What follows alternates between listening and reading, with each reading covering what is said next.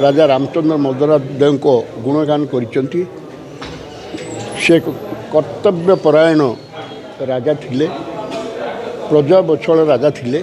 ता सहित खलिकोट अंचल, खलिकोट गड़जात तथा गंजामर उन्नति एवं ओडिशार उन्नति सर्वोपरि से ताको जीवन सारा से लगी पड़ते। मात्र 63 वर्ष से यधाम त्याग करथिले, किंतु तांकर जो कीर्ति जहाँ जहाँ करिचंती से गंजाम कहतु, खलिकोट कहतु एवं ओडिशा कहतु, आज भी लोक तांकु जीवित रखिचंती एवं तांकर गुणगान करते।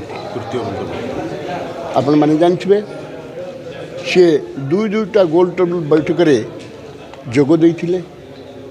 आपणकर लंडन रे 1932 मसीहा सेकेंड गोल्ड टेबल बैठक एवं 33 मसीह से जाई जॉइंट पार्लियामेंटरी कमिटी रे खंडविखंडित उत्कल को केमती एकत्रीकरण कराजिबो एवं स्वतंत्रता पाइब उत्कल से बलिष्ठ युक्ति उपस्थापन करथिले।